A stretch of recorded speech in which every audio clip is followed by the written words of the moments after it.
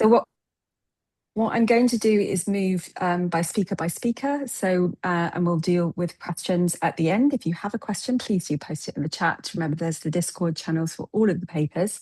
And we are starting first going by audio program. So we'll begin first with Josh Green, who's going to take us to the streets to explore how creative, arts-based and community-centered design experiments can potentially shape AI governance frameworks in public space. So Josh, I'm going to hand it over to you. Amazing. Thanks, Ellie. So hopefully my screen is sharing just there, if that's all right. Okay, so good morning. My name is Josh, and I'm a doctoral researcher at the University of the Arts London.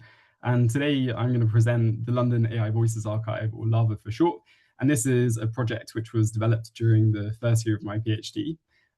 So my research explores participatory AI, creative practice, and the politics of narrative and emerging technologies, asking how design methods might intervene in dominant technological imaginaries.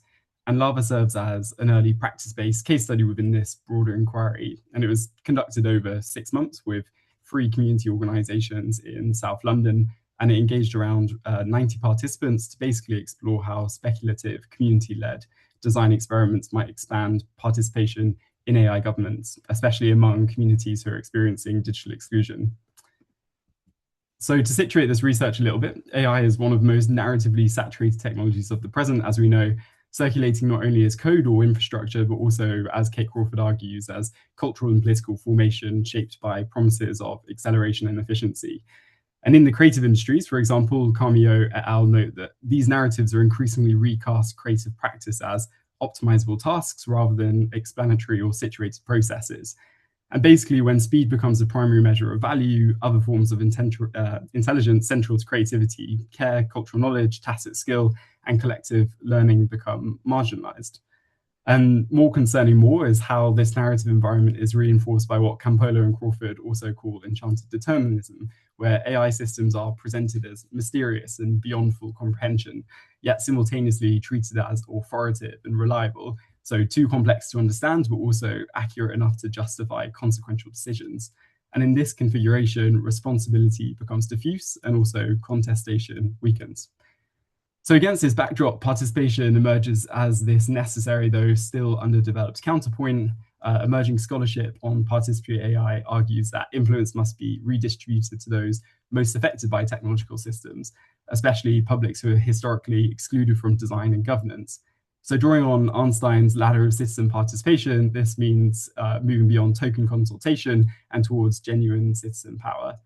And the London AI Voices Archive, or LAVA project, was conceived within this terrain, and it basically explored how creative practice might be reclaimed from dominant tech narratives to enable more meaningful participation. And as I said, working with community partners in South London, the project approached digital exclusion not as this limited access, but also as reduced confidence and perceived legitimacy in speaking about AI. So the project was guided by 3 core research questions concerning the role of creative practice in participation. So how creative methods operate in what and in contexts that marked by technical opacity, what forms of knowledge or sense-making they enable beyond dominant transparency frameworks, and also how they mediate agency and voice, especially for participants experiencing digital exclusion. And together, answering these questions sought to contribute to a broader inquiry into how creative approaches might be embedded or become embedded within emerging participatory AI frameworks in ways that move beyond just consultation and towards more shared and sustained influence.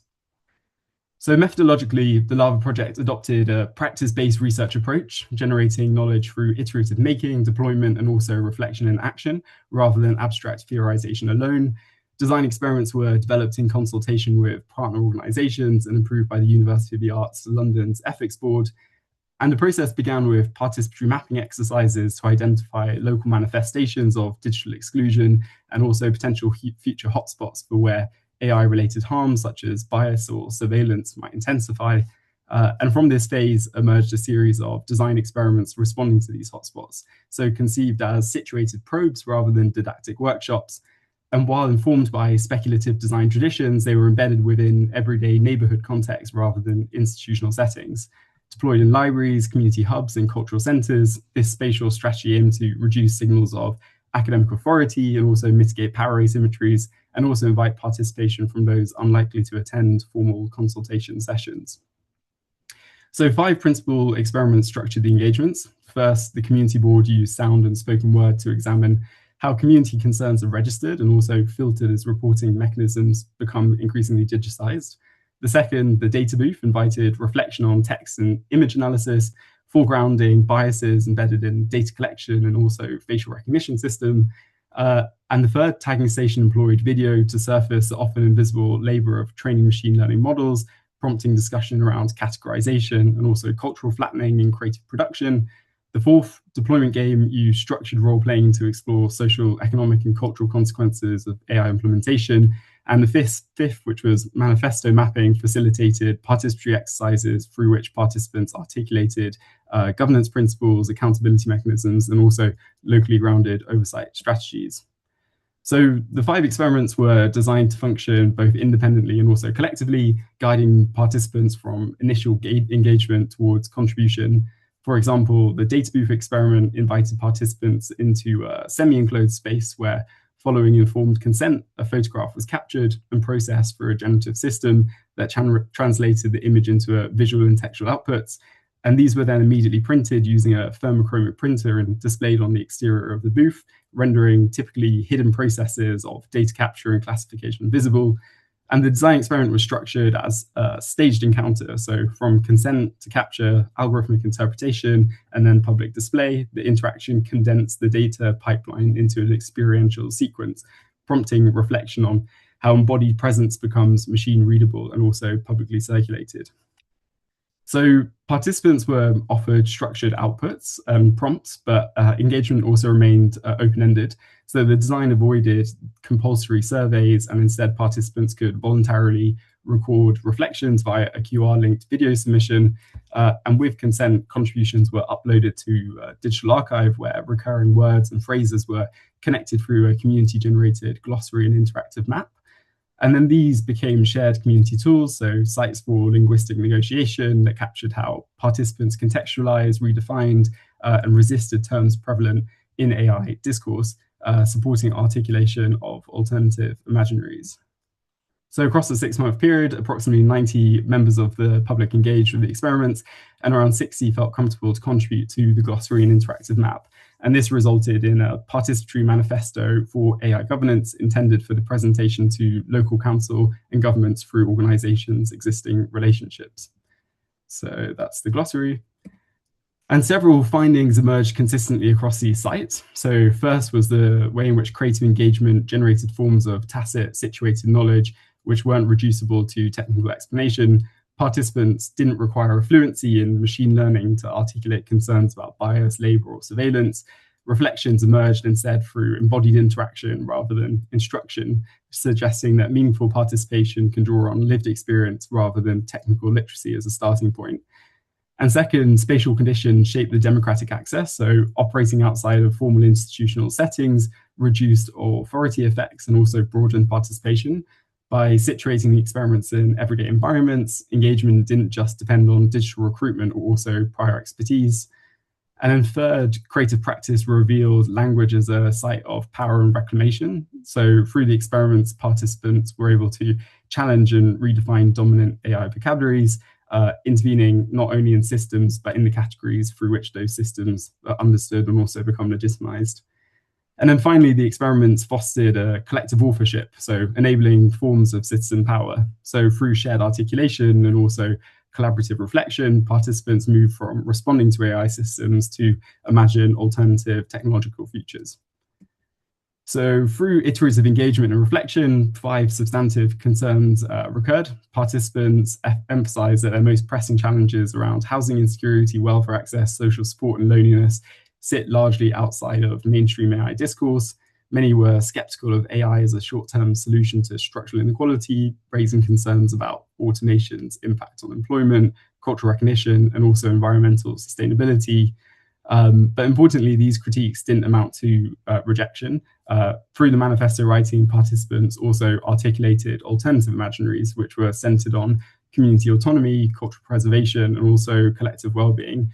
And they envisioned community oversight, locally responsive systems, and technological infrastructures, which were designed to strengthen rather than displace human relationships, and how these might be put in front of local government. So the project's contribution coming to a close lies not in it offering a technical solution, but in demonstrating an early participatory framework that shifts the terrain of discussion rather than centering transparency as a primary mechanism of accountability. The Lava project foregrounded narrative contestation and also collective world making. And in this sense, it aligns with conceptions of design as democratic inquiry and with arguments that cultural practice can intervene in defamiliarizing dominant imaginaries and also rendering alternatives possible. So as an initial case study within my doctoral research, the Lava project functions as a proof of concept for embedding creative practice within emerging participatory AI frameworks. And I hope future iterations will continue to expand participation, deepen institutional engagement, and further explore how creative methods can reclaim narrative authority within technological governance. So that's the last slide. Thanks a lot. Perfectly to time, Josh. You get an extra clap from me for doing that. So fabulous. Thank you so much. We're going to move on to our next speaker. Please do post comments and questions and reflections in the chat. We'll try and come back to them at the end.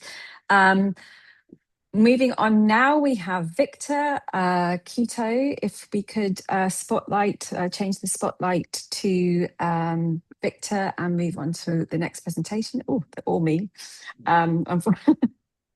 If we could move to Viktor, he's going to talk us through a paper which explores the rehearsal of community-based machine teaching and explorations of what models of what non-extractive models of data labor might look like, which I'm sure is intriguing us all.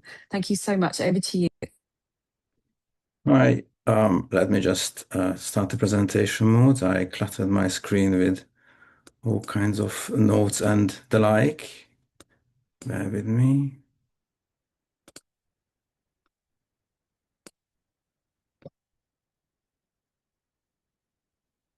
Wonderful. Hi, I'm Viktor. I'm an associate lecturer at the Royal College of Art and a team member of the Governing Together project at Dark Matter Lab. And today I would like to present a proposal for non-extractive AI. And I think using, if Maria Lupe referred to boundary objects, I think we could refer to this as a boundary infrastructure. And the issue it addresses is that algorithms optimize how we eat, sleep, and travel. And at the same time, we witness how these algorithms consume our attention, bodies, and joy. And the video essay and infrastructure mapping project by 2050 plus also shows how quantifying hunger, muscle burns during deliveries, shows the perspective of the system on bodies and food and kitchens, and how food delivery infrastructures leave bodies exhausted by repetition. Kitchens turn into, or restaurants turn into dark kitchens, and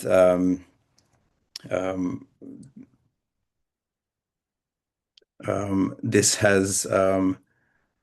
extractive practice was also mapped out by Crawford, who was already mentioned, and regarding the material implications of AI systems, I just wanted to emphasize labor that is involved, which is not only sometimes an externalized data labor that produces unfair and hazardous working conditions or psychological harm in, for example, moderators, but also if other people do the data classification for systems that then govern the life of someone else, this can also cause coercive classification, meaning that other people's biases, other people's categories or understandings of identity will be something that then somebody at other place of the world is exposed to. So I want to ask the question, how can we imagine and build algorithmic infrastructures that leave the city and communities in a healthier state than before? And my approach is this critical infrastructure making, while infrastructure is the system or something that demarcates what people and goods can and should circulate easily, which should stay put, which is connected, what is not connected, who is involved, who is not integrated. And critical making is a practice that was coined about 10 years ago with the goal to connect critical perspectives to the lived experience and current theories of critical making foreground situatedness as opposed to general applicability. Also in the face of climate change, surveillance capitalism, powered by black box smart technologies, and the simultaneous material turn in the humanities. So the project that I led at the Critical Media Basel, which concluded for 1.5 years ago, was about machine teaching commons. It was a critical infrastructure making project, which recently won the 2025 Media Architecture Biennale Award for Future Trends and Prototypes.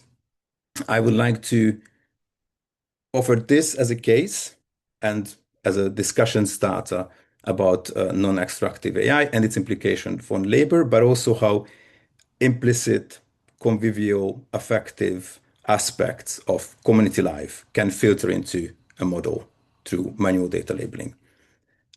And I think this video will help to understand the context.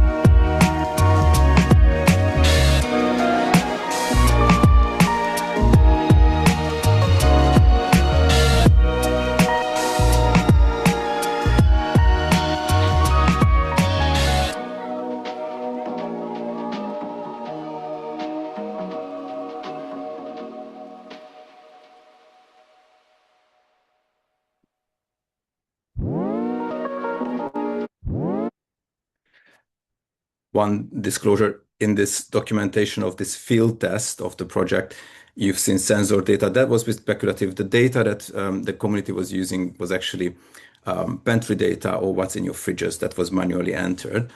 Otherwise, I think this was a good overview of the infrastructure, but I wanted to highlight the life cycle of a machine teaching or machine reteaching system. In the beginning, we issued a call in Basel to participants who are interested in cooking or food sharing, or they're invested in avoiding food waste.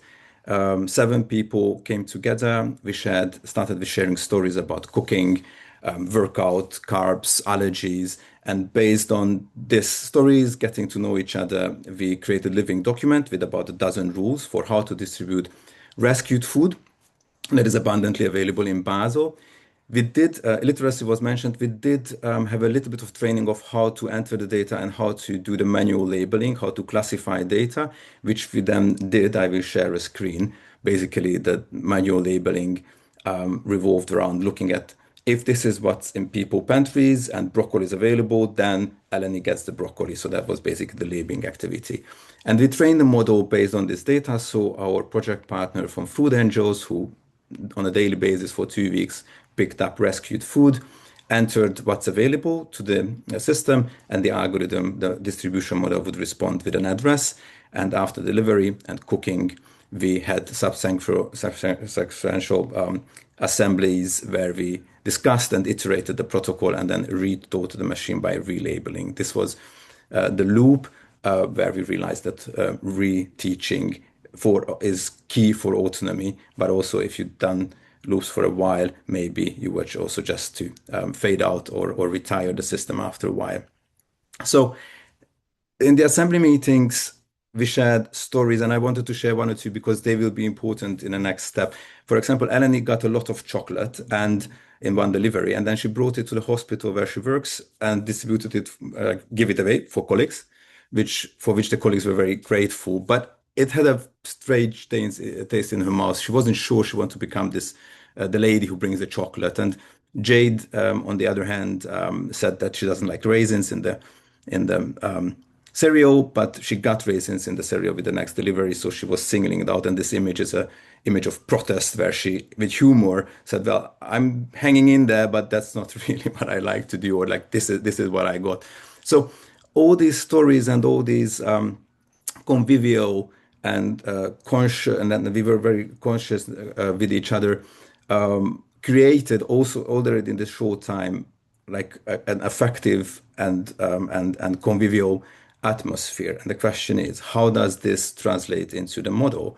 And this translated through the model because the same people who negotiated the distribution of food and got to know each other in the mains that you might be familiar with from community gardens or co-housing cooperatives were the same people who established the protocol for the distribution of the rules and also translated this protocol in their own time at home, doing machine teaching. And this is just a real-time video. I'm not going to play. This is half an hour. You can see this is the activity, and then after half an hour, we have like, that was my activity, actually, my labeling.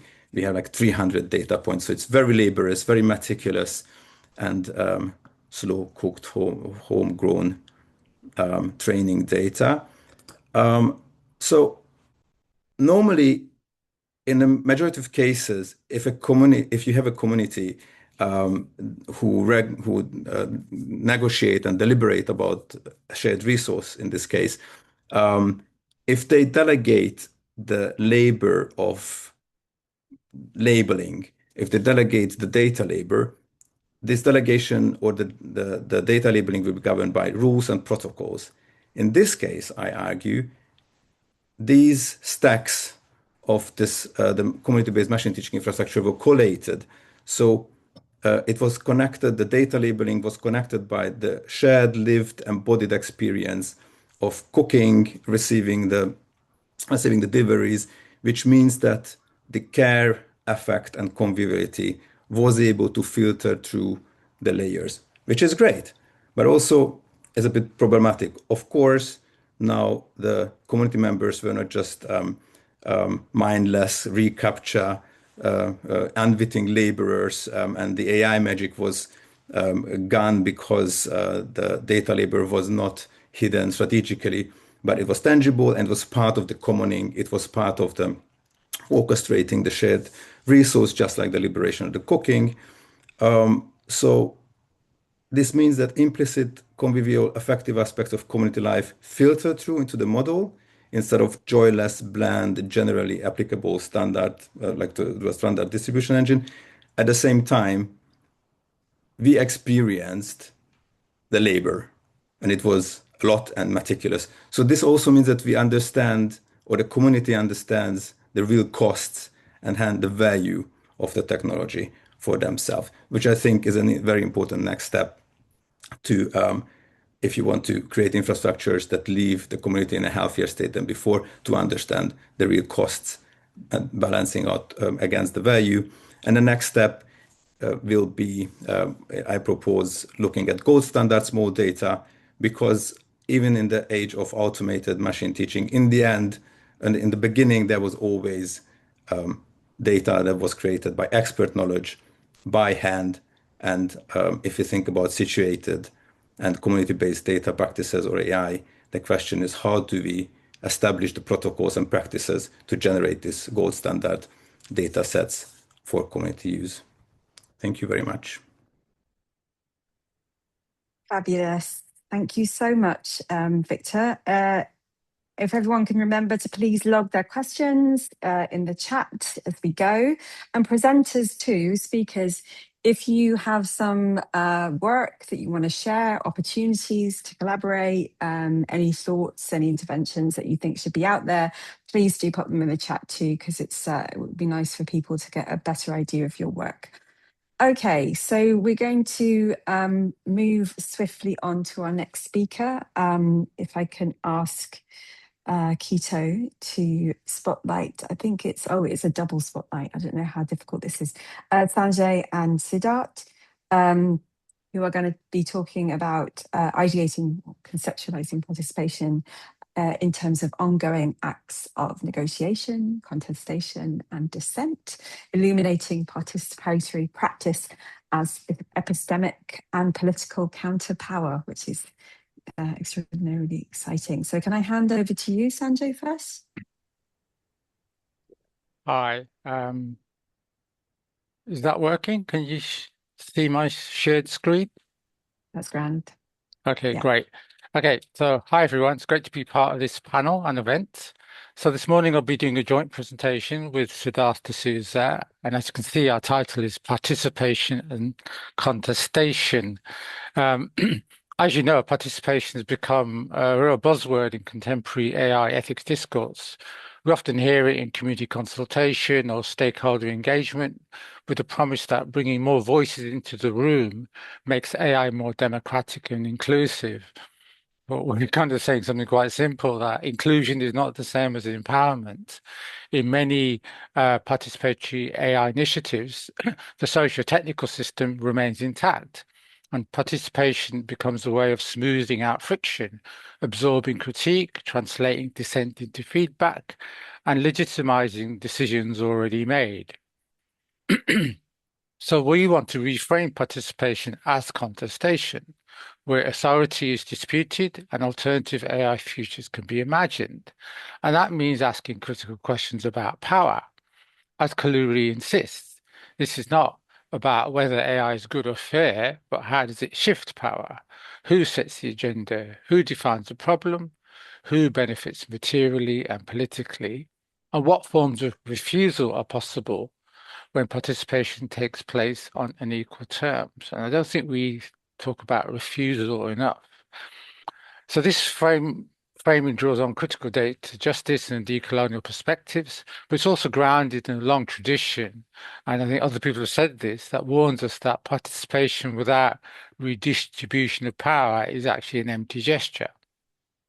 So in this presentation, we're going to have quick snapshots of how we've collaboratively worked with different groups, enabling us to repurpose participatory practice as both an epistemic and political counterpower through digital rights struggles and creative speculative work that doesn't simply ask for better AI, but contests the logic on which AI is built and deployed.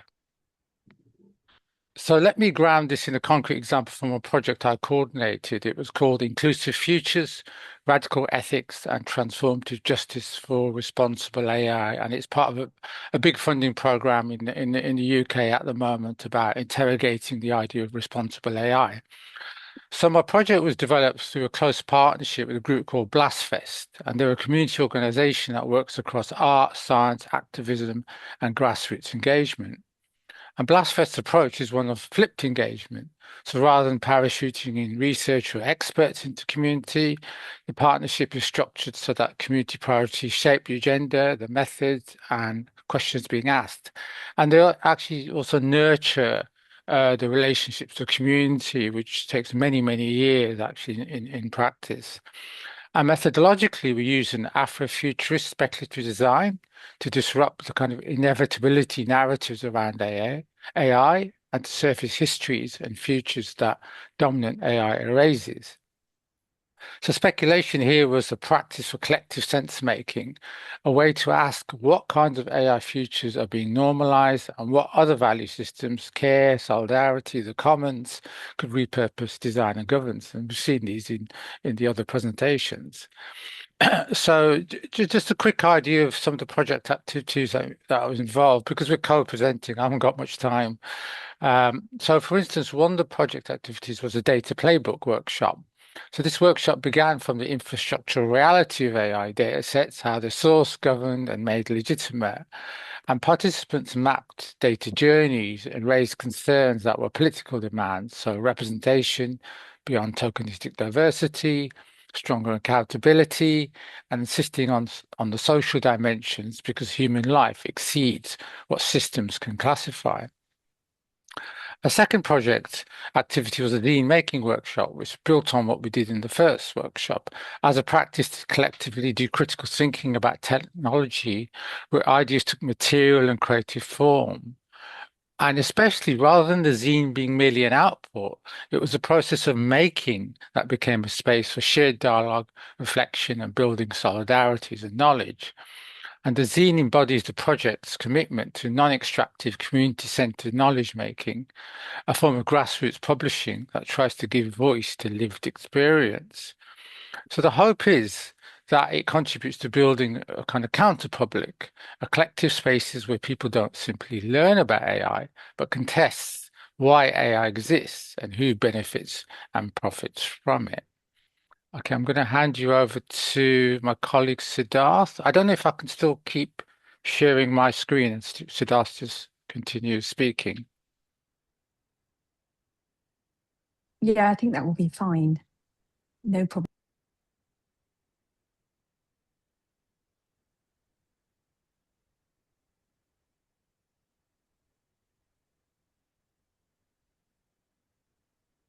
Hi, Siddharth, you there? I think you might be having trouble unmuting. Just give us a second. Okay.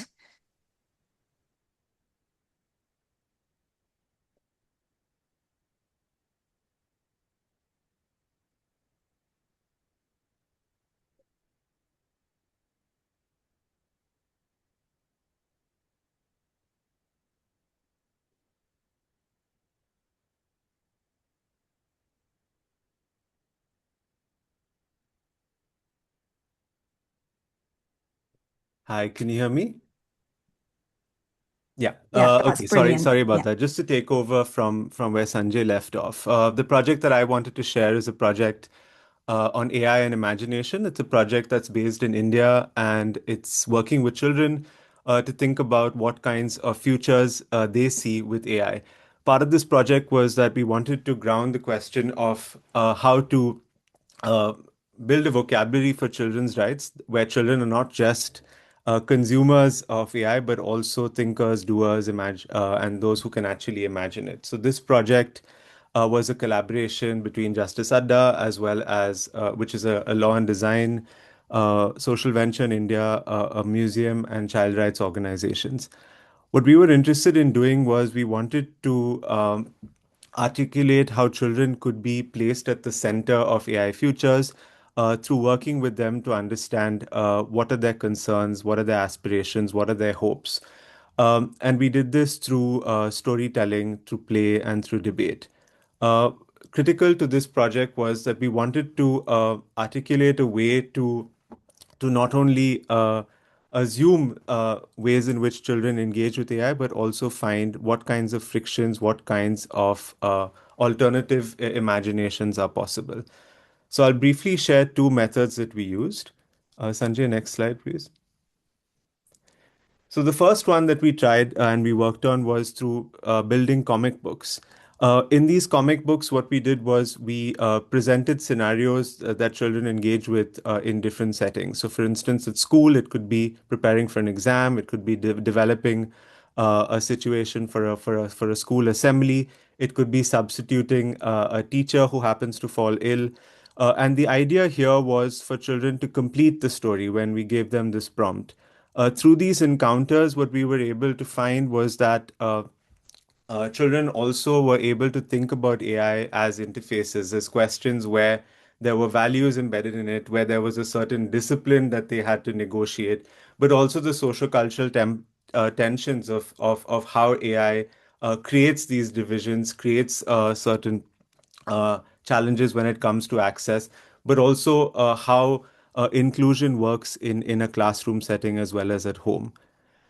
The second project activity that we used was journaling, where we worked with children to try and understand what were some of their embodied experiences when thinking about AI. So, for instance, we showed them a video from several years ago of Kasparov playing Deep Blue, and part of this was that we were interested to understand whether there were feelings of empowerment, whether there were feelings of alienation, whether there were feelings of hope and distrust. And through these journalings, we were also able to articulate and understand how the process of actually relations play such an important role in terms of how children are associating with AI and AI futures. So as Sanjay said, partly this project offers, and this is a very brief overview, but we wanted to think about participation in different ways. Next slide, please. We wanted to think about participation as an approach that, when we look at policy, is not just creating new seats at a policy table, but is actually creating new policy tables where we see different groups whose voices are not only included, but are also part of what kinds of agendas we need to set. The projects also, in some ways, are challenging who are experts and how do we actually incorporate such expertise. In Sanjay's project, he also documents the challenges of working with academia and civil society. And in my project, we speak really about how different organizations that approach children's rights quite differently are able also to surface and visibilize the voices of children. We also wanted, through these projects, to be able to visualize what kinds of other narratives are possible when it comes to AI futures, where we think, for instance, in the question of education, beyond questions of evaluation, beyond questions of assessment, to also questions of how can we communicate, how can we dream, and how can we offer different visions of what children associate AI to be doing. And partly this is because when we are thinking of participation, we're thinking of contestation as an intentional practice.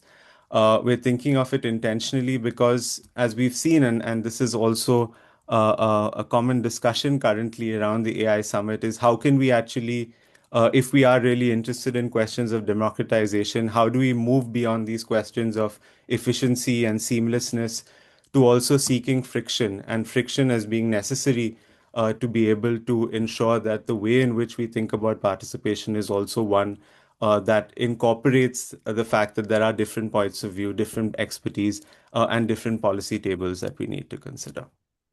Thank you.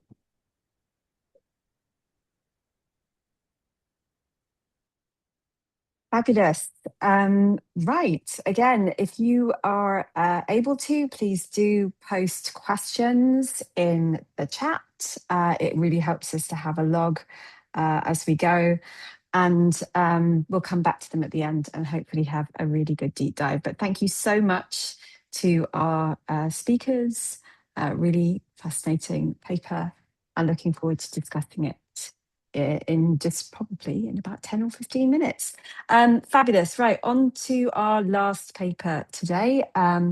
Pieter is going to explore community teaching and learning as part of AI literacies through a place-based and situated example and empirical work, and argues for pathways for ensuring community-based insights are truly heard.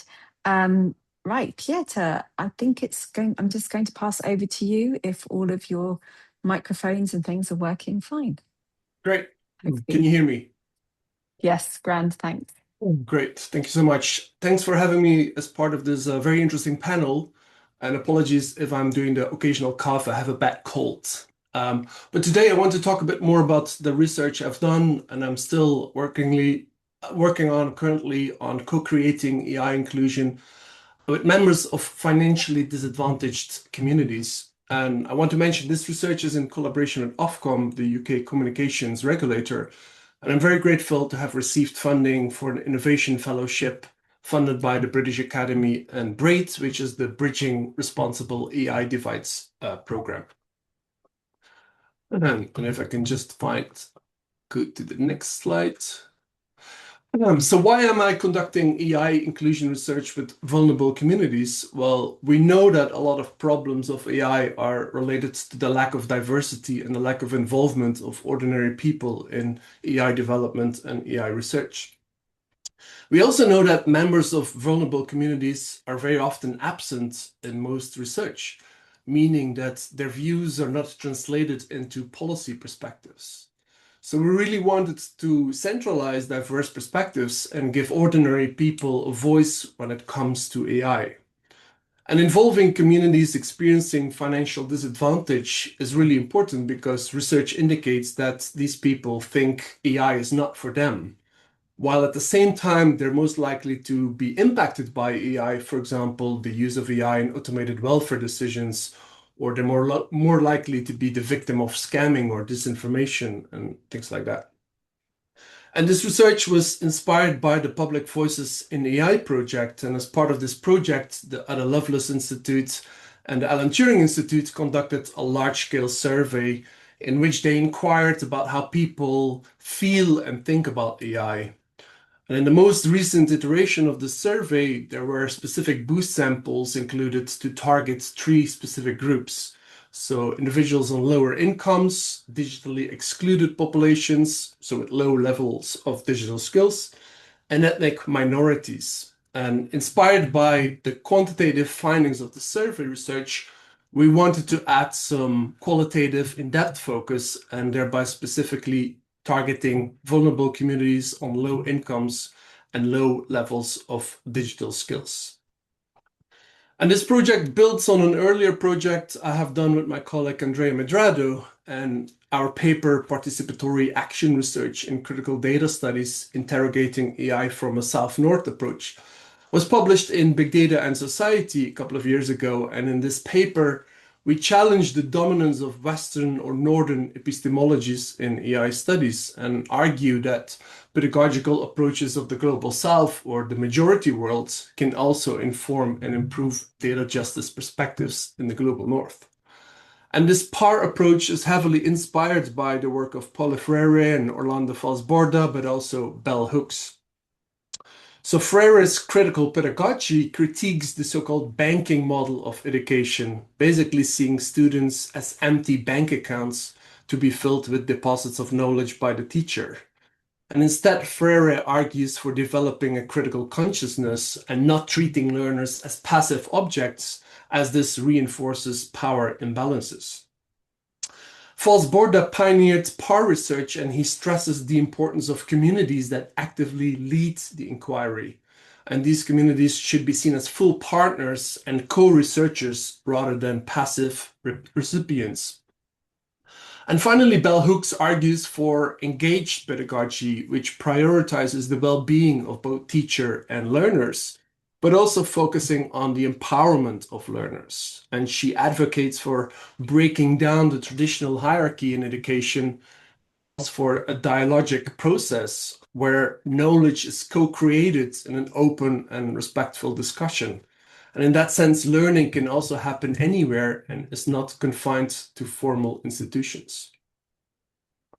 So how did we approach the participatory EI research here in practice? Well, obviously, as researchers, we need to get access to those communities and those participants. So for this project, we partnered with charities that are embedded in local communities. So first series of workshops was conducted in Inverness in Scotland in October last year. And I'm currently in the middle of preparing a second iteration of the workshops in Northern Ireland in Belfast next month. And these partnerships with local organizations are really crucial not only do they offer the access to the participants, but also because they're embedded in the local community, they offer a safe and trusted space for facilitating discussions on AI. And working with charities in the Highlands in Scotland and in Belfast, Northern Ireland, is interesting because they face their own particular challenges and they're far away from London, where a lot of discussions on AI policy making are happening. And at the same time, these digital inclusion organizations, they're also in need to get support about how to talk about AI. And I really hope that this research helps them in that process. So the workshop series itself consists of 4 workshops. So the first workshop is all about introducing the approach to the participants and getting to know everyone. And then we also have like a first discussion about AI, particularly about how participants think and talk about AI. And then we sent the participants home to think about their own experiences of AI, if any, in their daily life. And we asked them to make some notes or to reflect or document so that they can talk about this during the second workshop. And in the second workshop, that's called My Day in AI, every participant shares about their encounters with AI and shares what the drivers and barriers of using AI are. Obviously, given the specific profiles of the participants, some of them have never used AI, but they're curious about it, and others were also sharing their initial experience. And this then feeds into a discussion of what are the most important benefits of AI, but at the same time, we also identify common AI problems. The third workshop then continues with a conversation about challenges related to AI and how can we address them as a group, as a community. So in smaller groups, we let the participants discuss these challenges and let them brainstorm about what interventions might help to tackle these challenges. And in the fourth and final workshop, we work together towards a specific AI intervention in the local context. And there we take time also to let the respondents reflect on their participation to the workshops and how the approach can be improved to better serve the needs of their communities. So let me quickly share some findings of the research thus far. So the respondents have a lot of questions about what AI is and what different types of AI there are, and it's important to acknowledge this. And because of their limited knowledge, they had some interesting thoughts about AI. For example, respondents that were asking whether AI is some kind of giant brain connecting us all. But once we were talking more about AI, suddenly respondents became much more aware of this, and they were sharing that they constantly see and hear things about AI around them. And we discussed challenges of AI and consolidated this in a list of common AI problems, which you can see here on the slide. And then afterwards, in workshop 3, we worked in small groups whereby each group was tasked to discuss about an intervention, how to tackle these challenges. So one group here worked on the lack of trust and asked the question whether and how AI ever can be trusted. A second group worked around what we called AI push, and that included questions from respondents about whether there are possibilities to turn off, to opt out AI in some circumstances. And the third group focused on the environmental impact of AI and what local communities can do about this. And this was quite interesting because of the timing of the workshop in Inverness. There had just been a major storm and some communities had been without power and internet for a couple of days.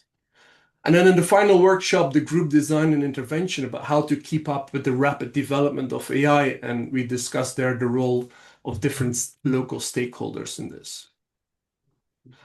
Finally, let me wrap up here with some concluding remarks. So first of all, involving trusted organizations that offer a safe place for participants from these communities is crucial to do this kind of research. And some parts of the UK have issues in terms of infrastructure, and without basic digital infrastructure, there's no access to AI either. I think it's also crucial to find a common vocabulary to talk about AI. And it's also worth to mention here that some participants could not read or write, so they had literacy issues, and that's important before even starting to talk about AI literacy. But people from these communities, they're very interested to learn more about AI, and they do have sophisticated opinions about it. But most of all, they value to be listened at and also to be given a voice. And this research also illustrates the power of community learning and the power of bringing people together to discuss the present and the future of AI. And I'll end it up here. Thank you. Fabulous. Right, thank you so much for that very stimulating and thought-provoking paper. This is wonderful because it means that we have about 20 minutes to talk through and to have some questions. So could everybody please, as well as thanking Pieter, which I'm going to do now, have a think about questions for individual speakers or the panel as a whole. And do remember that you can also put questions on individual speakers' papers in the Discord channel. So I'm going to go into a question mode so we can wrap up on time and make sure that we're out of this room before the next session. I think we had a question first. Seeing as we've got space, let's go for prioritization for the first asked. And it was from Nikki Wilson. Nikki, are you here? Do you want to unmute and ask your question to Josh first, or I can ask it for you? I'm not sure if she can unmute, actually. Can she? Possibly not. It's going to be a question. No, yes, not allowed to unmute. This is fun. I will ask it then, so we don't waste time. So this is a question, I think, for Josh, and it is about the evidence generating. So Nikki asks, where reflections are voluntary, is there any evidence that this elevates some voices more than others? And so, for instance, that there might be some people who share a great deal of reflections, who are more reflective, more chatty, and others don't engage much at all.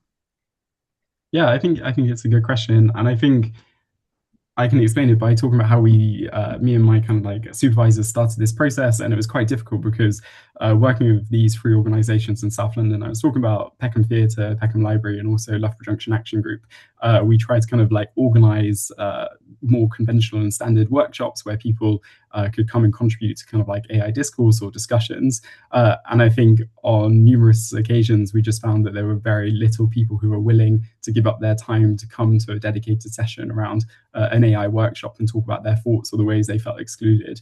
And after recognizing that that was leading nowhere, we kind of like started to develop this idea of these design experiments, which would go into neighborhoods or communities or actually take some of this conversation into the place which might engage the type of people we wanted to engage with. And I think that maybe still poses the same kind of problems that some more confident people will come up to an installation or an experiment and engage and kind of share their thoughts and reflections. But I think actually what we found was that people were just really curious. It was kind of like a level playing field. If you see kind of like an installation which is kind of looks exciting, it's printing out a kind of like thermochromic picture of the person who's inside of the booth, then people are curious, they come, they engage, they participate. And I think what we found was that people with no technical literacy around AI or didn't necessarily know how to talk about the subject were very quick to kind of interact with the installation and then find confidence through their interaction with the installation and apply it to kind of like aspects of their own life. And then, as I said, there was kind of like some participants who chose to participate in this kind of like digital and online archive and glossary. And there was a step when they uploaded their submission or their kind of testimonial voice where they could say what their level of confidence was speaking about digital technologies, their level of access, and also whether they knew how to use it. So in that way, we were able to capture some data around people's in response to that, whether it was some people who were digitally excluded or not digitally excluded.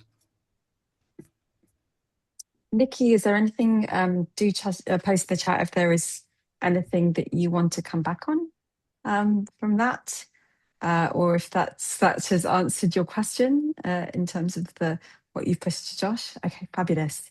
Okay, I'm going to move on to make sure that we have as much chat as possible. Thank you so much, Josh. Hold on a second as I scroll back up into question, what's the word? Question tombola, it feels like. So here we are. So a couple of questions for Viktor. One of them is from Jules, I think. Again, I'm going to read it out. If there is anything that you want to add to it or something that I'm not getting right, can you please make sure that you post it in the chat? So Viktor, your definition of machine teaching aligns with previous work, such as Simard et al., Ramos et al., or is the framing different? And could you clarify? Perhaps we'll ask that question second, but yes, can you talk a little bit about that framing question? Yes, sure. It might be a short answer. So I am aware that the term machine teaching started to emerge also in the context of contestable AI and participatory AI. So I want to offer like an analysis of how the term my use aligns with former references, but what I wanted to emphasize with using the term is shifting the agency to the people who teach the machine and decentering from this imaginary of the intelligent machine. So that's all the politics behind using the term, that the intentionality and agency and autonomy is on the side of the communities who feed the machine with training data. Fabulous. Again, if there is any comeback there, if you want to clarify anything, do post again in the chat. One more, Viktor, just because you were so very distilled in your response there. Could you clarify what participants could experience in terms of the effect of their teaching actions, so how it affected them and on the resulting model? Yes, there is good news and bad news in the sense that the bad news is that because it was a making project, we worked with very small data.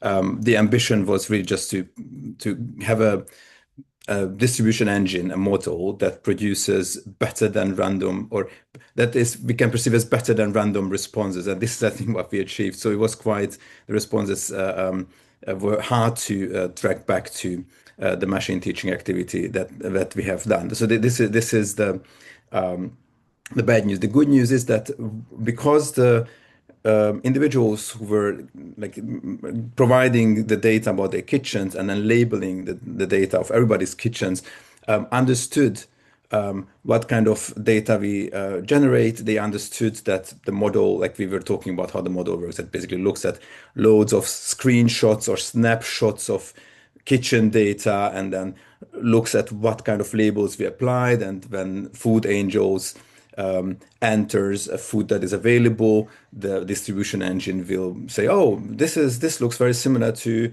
what 10 people said in the past." So in a very colloquial terms, we understood how the system works. So we could make autonomous decisions about in which cases we would like to reteach, in which cases we would like to generate new training data, which training data sets to use for next day's delivery, because we could every day just reteach a model based on a data set we chose. And so there was an understanding of how our activities will influence the outcomes of the distribution model.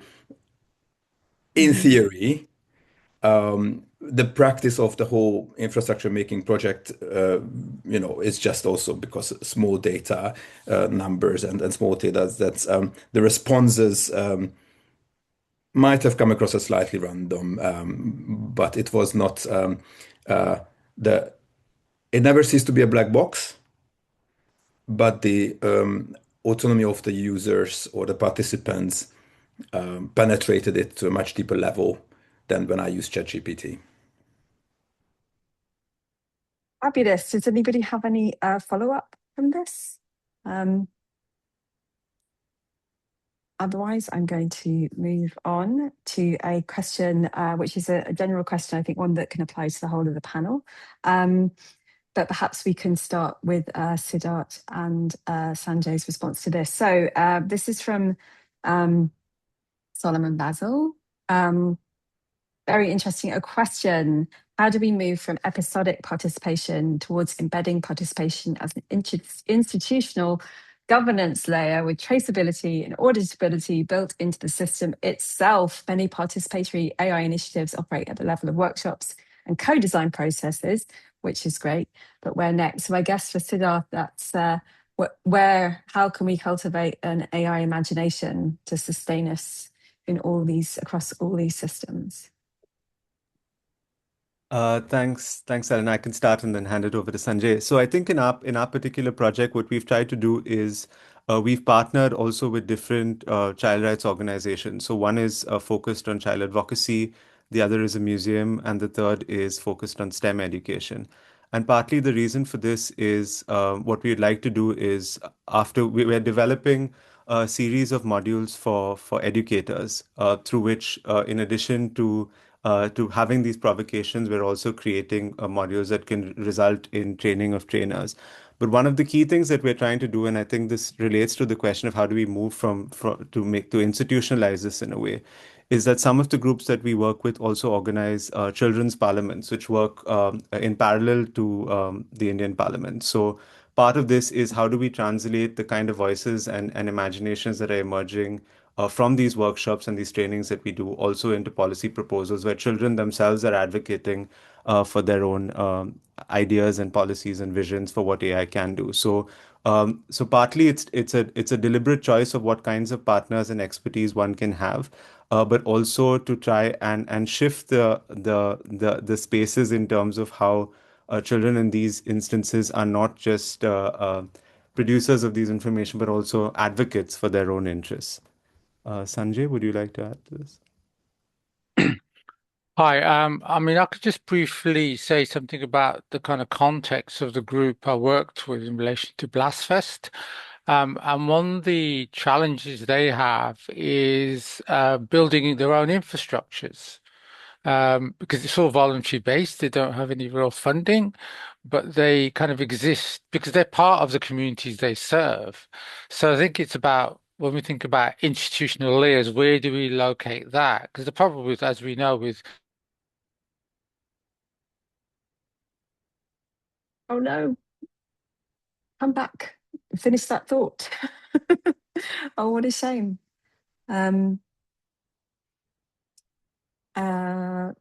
Right, well, hopefully we can continue that. I'm going to move on actually to the next speaker and ask Pieter to come in and comment. But if Sanjay comes back in, we're going to we'll bring him back in. Hold on, Pieter. Do you want to continue the comment about or your reflections on how we build sustainable and sustaining everyday practices? Sorry, I was mixing up the question that Sanjay was just talking about, and then another one was the general question about what spaces to challenge and critique the idea of AI as a given. Can I answer to that? Or that was on top of my mind. Of course. I mean that was partly also like it was very interesting, an interesting find of the workshops that even people with very limited AI experience that they also like question of how can we push back against this, AI should be everywhere, everyone should use it. And I think that's partly in the research is also when talking about AI inclusion, AI literacy, and kind of the link between them. For me, AI inclusion is that, these communities, these people can make an empowered choice about when to use AI and when not, and for what purposes. So I think that's really important. I think if I made another question in the chat was also like giving more examples of what interventions could look like. And I think one of the things there was like really being embedded in the communities and so participants were saying, can we involve the schools and have some kind of intergenerational collaboration where younger generations who might be more savvy about some of these technologies that they can involve the learning of their parents or their grandparents and stuff like that. And so there were a variety of interventions possible, but one clear thing was that it's really important that it has to come from the bottom up. And that's also, if I may add something about this, the current, the recently launched initiative from the UK government of top down and let big tech providers decide what AI skills we can learn as a society, I think a lot of people have been talking about this, and I think that's really not how it should be, right? Because then it's given the power to big tech to decide this is what you can learn about these systems, and it's not working, and it's frankly it's like the AI inclusion or digital inclusion organizations across the country who are doing brilliant work. they're not involved in these discussions at all. So I think my answer should be, it should be really putting on local communities who have that, connection with their constituencies, and they should be at the center of this discussion about AI literacy and AI inclusion. I'm just going to take that thought and go back to Sanjay so he can finish his before we run out of our time. But thank you so much, Pieter. That was certainly true and illuminating.